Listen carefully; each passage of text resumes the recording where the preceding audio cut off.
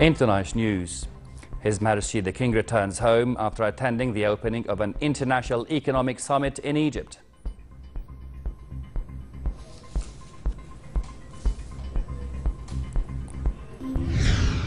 Gulf Arab countries pledge a further $12 billion of investments to Egypt, and the U.S. Secretary of State supports Cairo's economic reforms.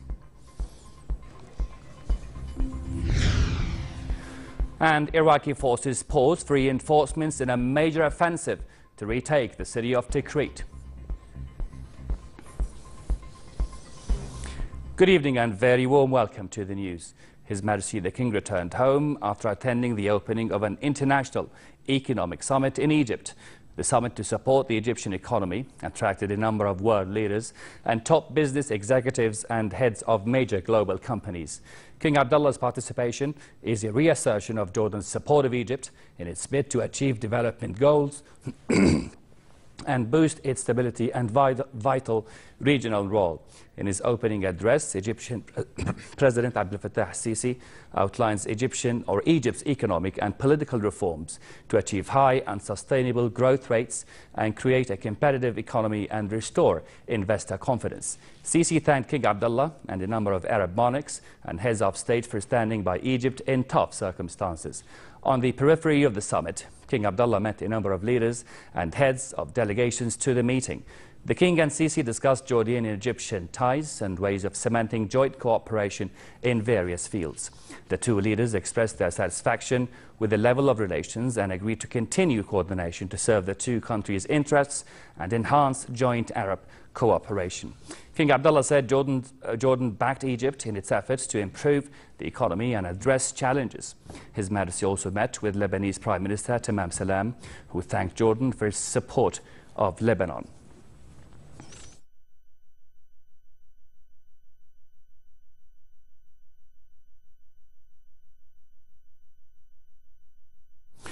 A separate meeting brought together His Majesty the King, President Sisi, Palestinian President Mahmoud Abbas and U.S. Secretary of State John Kerry. The talks tackled the situation in the region, foremost of which efforts to breathe new life into the Palestinian-Israeli peace process. King Abdullah said the four-way meeting is in the context of ongoing coordination on efforts to push the peace process forward, reiterating that the Palestinian issue is the crux of the conflict in the Middle East. He said the Palestinian cause is the central issue that will remain in the front burner despite all challenges until a comprehensive and just solution is found to the conflict, leading to setting up an independent and viable Palestinian state with East Jerusalem as its capital.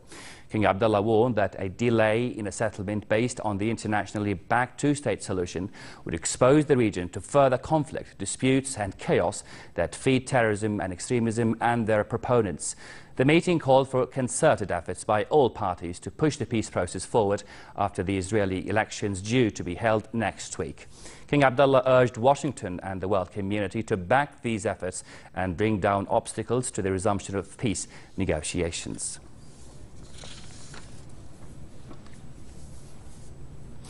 The King had also met separately with the American Secretary of State to discuss peace efforts and the situation in Syria, Iraq and Libya and the challenges facing these countries. King Abdullah also discussed with European Union High Representative for Foreign Affairs Federica Mogherini the EU-Jordan partnership and the Kingdom's relations with various European institutions. The King and the EU Foreign Policy Chief also talked about the fight against terrorism and combating radical organizations, as well as the situation in Syria and Libya. The Royal Court Chief, the Foreign Minister and the King's military advisor attended the meetings.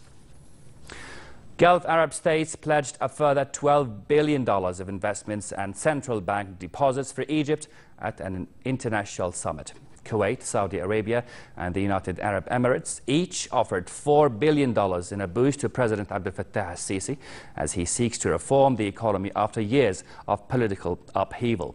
Egypt's investment minister said he expects agreements worth up to $20 billion will be signed at the investment summit in the Red Sea resort of Sharm el-Sheikh.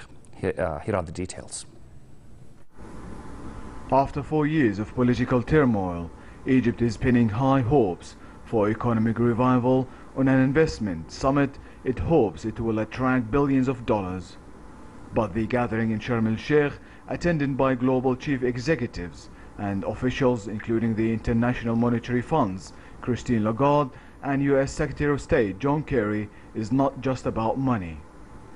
Egypt hopes the March 13 and 15 event will put it back on investors' radar by projecting an image of stability despite a militancy in northern Sinai and attacks by extremists across the country.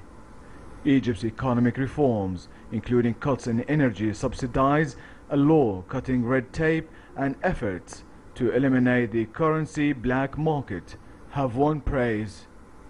President Abdel Fattah al-Sisi told the conference his vision of the economy centered on improving state finances and encouraging investment in order to achieve growth rates of 6% over 5 years and reduce unemployment to 10%.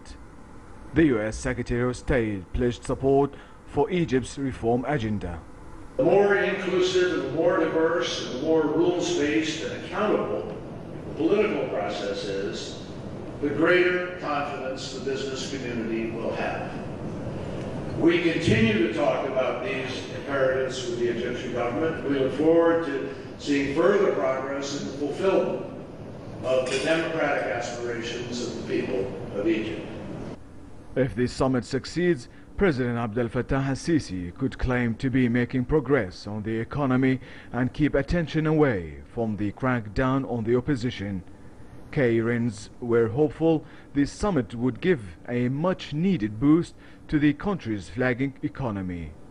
Following a review last month, the IMF said structural and monetary reforms were starting to produce a turnaround in Egypt's economy. But it added more was needed to fix state finances and reduce unemployment. The government is targeting a budget deficit of 10% of gross domestic product by 2018 and 2019 from 15% last year. Unemployment, currently around 13%, is also a major challenge.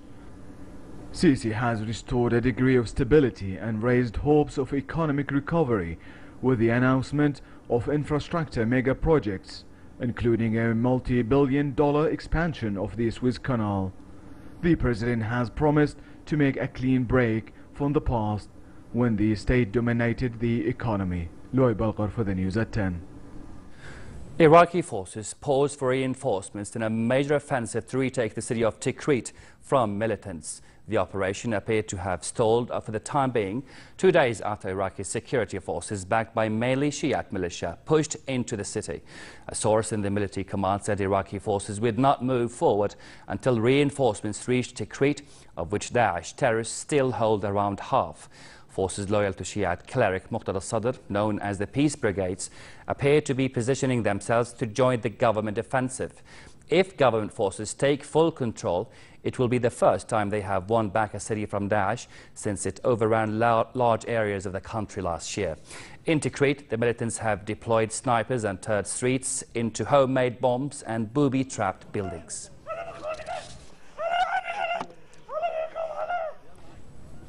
The United States and its coalition partners have staged 11 airstrikes against Daesh terrorists in Syria and Iraq since yesterday. The combined joint task force leading the operations said in a statement that 5 strikes targeted and destroyed 10 of the militant group's fighting positions and 2 of its vehicles near the Syrian border town of Kobani. In Iraq, it added, the airstrikes near 5 cities struck 2 units of Daesh fighters along with various equipment and an armed vehicle. As the Syrian conflict nears its 4th year, refugees in the Zaatari camp in northern Jordan say they are not confident in a prompt resolution.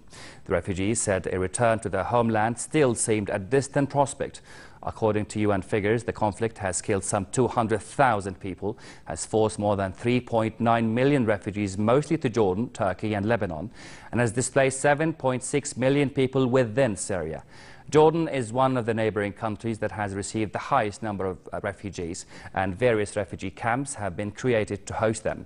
Andrew Harper, the representative of the refugee agency UNHCR to Jordan, said the international community has not provided sufficient support to meet the refugees' needs. He said the refugees had only received 60% of what they required last year. What we can say is 4 years after the crisis, we've got hundreds of thousands of Syrian refugees who are probably still no closer to going home than what they were when they first crossed the border. We're seeing a situation in Syria which is an endless spiral of violence and conflict.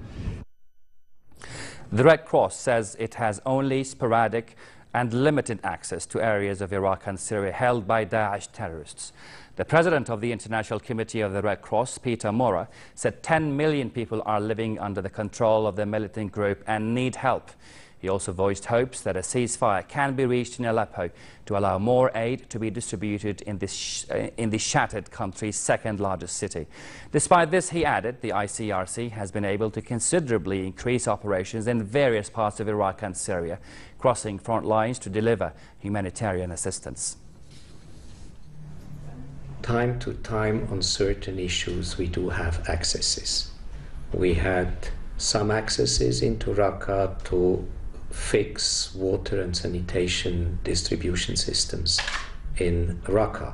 But it doesn't mean that we have each and every day the ability to service the humanitarian needs of the population in Raqqa.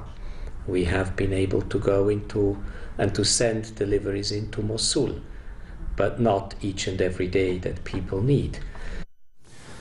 Turkish Coast Guards found more than 300 refugees, mostly Syrians, when they seized a cargo ship they had opened fire on for failing obey an order to stop off Turkey's western coast. Refugee trafficking in the seas around Turkey is a major problem. Turkey has kept its borders open to refugees since the start of Syria's civil war 4 years ago, and around 2 million people have fled across the frontier. Police arrested 3 crew and found the 337 immigrants after seizing the vessel last night as it passed through the Dardanelles Strait. The passengers were taken to a nearby sports hall for questioning and health checks. Nobody was injured during the operation, and the ship was docked at the Gelibolu port. Still coming up in the news, Israel opposition is heading for election win, according to polls. But after this.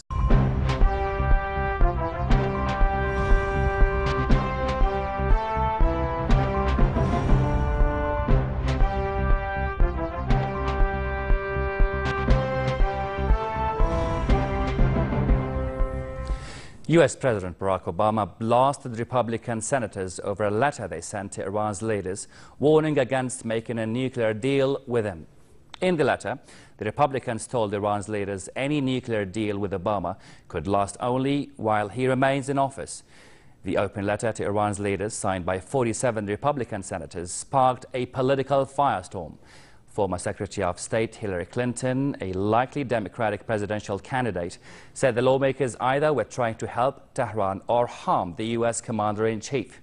Obama said in an interview that the letter was close to unprecedented. I'm embarrassed for them to address a letter to the Ayatollah, who they claim is our mortal enemy. And their basic argument to them is, don't deal with our president, because you can't trust him to follow through on an agreement.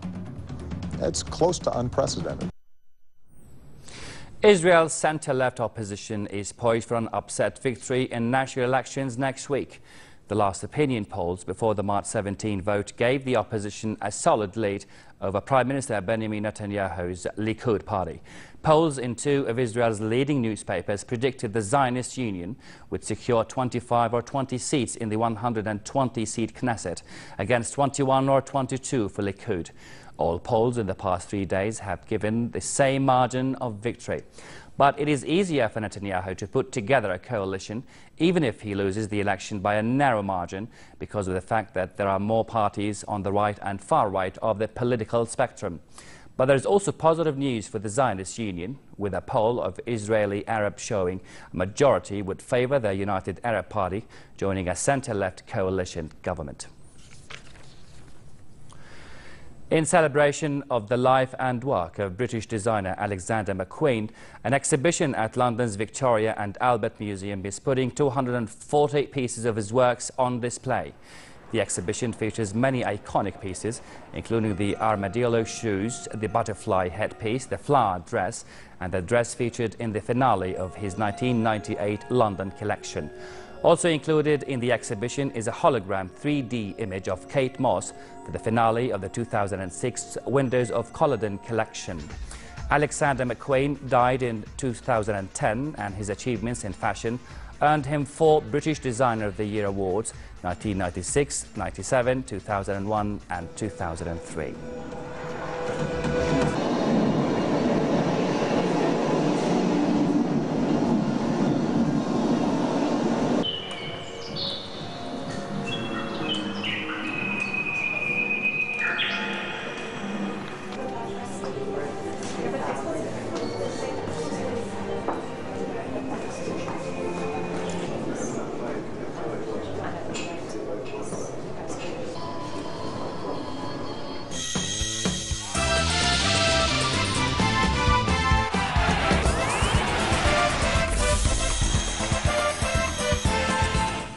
Mercedes dominated free practice at the season-opening Australian Grand Prix. Nico Rosberg edged his Formula One world champion teammate Lewis Hamilton to top the time sheets in both sessions.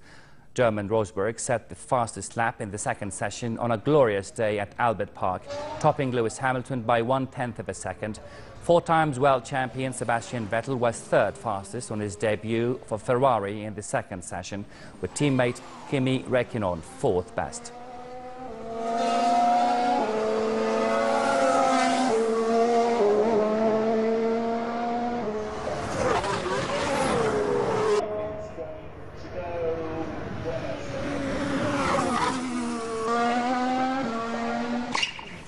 Australia's James Duckworth beat Austria's Dominic Thiem 7-6, 6-1 on the opening day at the ATP Indian Wells Masters 1000 tournament in California. Duckworth goes on to play Fernando Verdasco of Spain in the second round.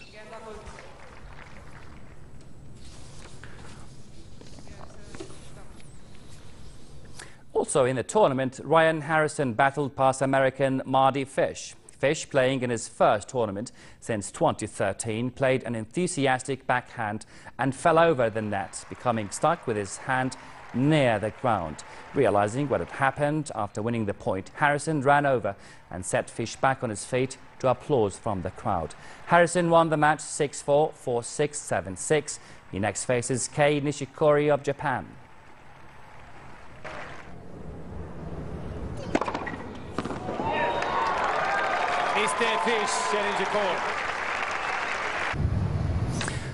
And David Chimolai surged ahead in the final stretch to win the 192.5-kilometer fifth stage of Paris-Nice.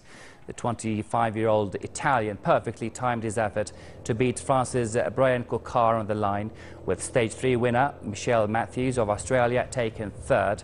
Poland's Michael Kwiatkowski retained the overall race lead after his teammates controlled the race.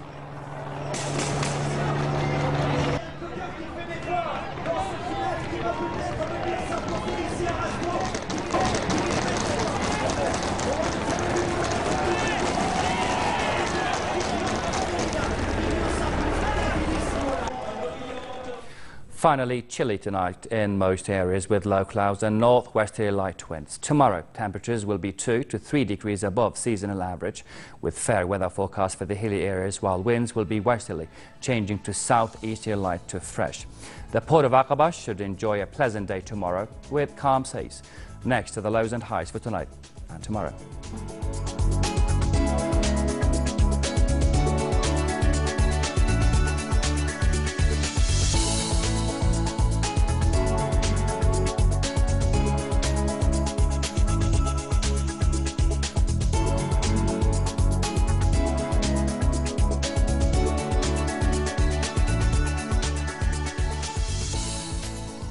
To close our top stories, once again, His Majesty the King returns home after attending the opening of an international economic summit in Egypt.